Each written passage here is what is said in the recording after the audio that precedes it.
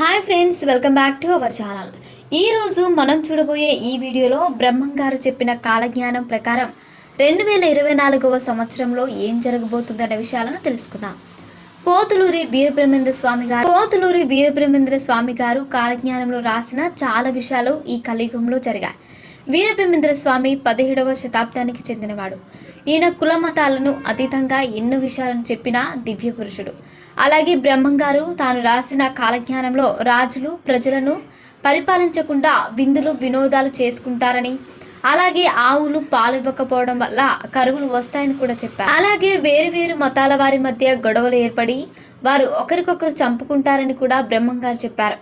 అలాగే మన భారతదేశాన్ని ఇతర దేశాల రాజులు వచ్చి పరిపాలిస్తారని కూడా చెప్పారు. అలాగే పట్టణాలలోనే అలాగే గ్రామాల్లోనూ అడవి జంతువులు ప్రవేశించి ప్రజల ప్రాణాలు తీస్తాయని కూడా చెప్పారు. అలాగే మనుషుల మధ్య ఉండే సంబంధాలు తగ్గిపోతాయని, తండ్రిని కొడుకు మరియు కొడుకుల తండ్రిని తిట్టుకుంటారని చెప్పారు. అలాగే నీటితో దీపాలను కూడా వెలిగిస్తారని బ్రహ్మం గారు కాలజ్ఞానంలో తెలియజేశారు.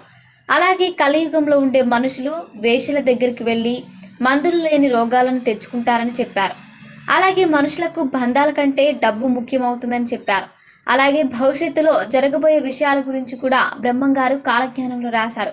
అవేంటంటే, తిరుపతిలో ఉండే శ్రీ వెంకటేశ్వర స్వామి కుడి భుజం పగులుతుందని, ఈశాన్య దిక్కున విషవాయువు కారణంగా ఎంతో మంది చనిపోతారని కూడా చెప్పారు. అలాగే 2024వ సంవత్సరంలో ఆకాశంలో కొత్త నక్షత్రం పుడుతుందని కూడా బ్రహ్మం గారు కాలజ్ఞానంలో రాశారు.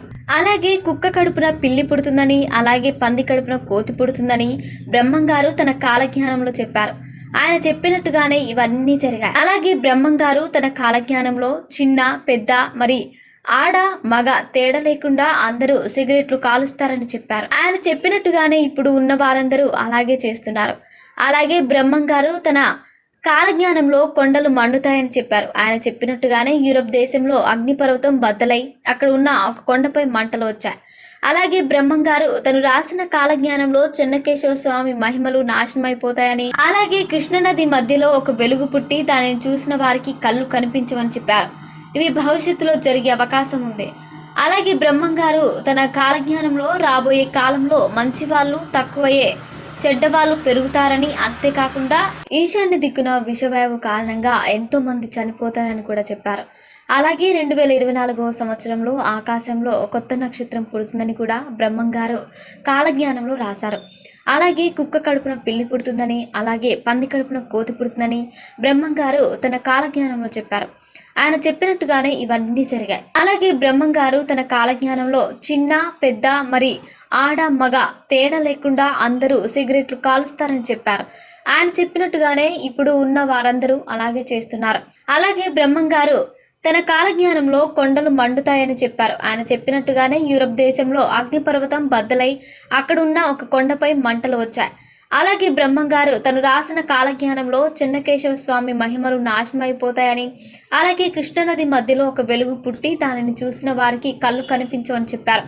ఇవి భవిష్యత్తులో జరిగే అవకాశం ఉంది. అలాగే బ్రహ్మం గారు తన కాలజ్ఞానంలో రాబోయే కాలంలో మంచి వాళ్ళు తక్కువ చెడ్డవాళ్ళు పెరుగుతారని, అంతేకాకుండా అన్యాయం మరియు అక్రమాలు పెరుగుతాయని, ధర్మాన్ని పాటించేవారు ఎవరు ఉండరని, అందరూ అధర్మాన్ని పాటిస్తారని చెప్పారు. ఆయన చెప్పినట్టుగానే ఈ కలియుగంలో పాపాలు పెరిగిపోతూనే ఉన్నాయి. అందుకే అంతు చిక్కని ఎన్నో రోగాలు వచ్చి చాలా మంది ప్రజలు చనిపోతున్నారు.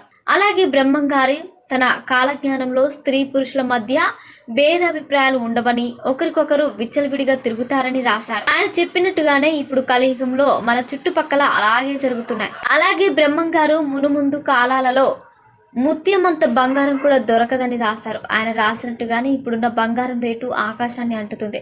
దీన్ని బట్టి బ్రహ్మం గారు కాలజ్ఞానంలో చెప్పిన అన్ని విషయాలు జరుగుతున్నాయి అని అర్థమవుతుంది. అలాగే ఆయన కాలజ్ఞానంలో చెప్పిన మిగతా విషయాలు కూడా భవిష్యత్ కాలంలో తప్పనిసరిగా జరిగే అవకాశం ఉంది. సో ఫ్రెండ్స్, చూశారుగా బ్రహ్మం గారు రాసిన కాలజ్ఞానం ప్రకారం 2024వ సంవత్సరంలో జరగబోయే విషయాల గురించి తెలుసుకున్నారు. ఇలాంటి మరిన్ని విషయాలను మీరు తెలుసుకోవాలనుకుంటే వెంటనే మా ఛానల్ని సబ్స్క్రైబ్ చేసుకోండి.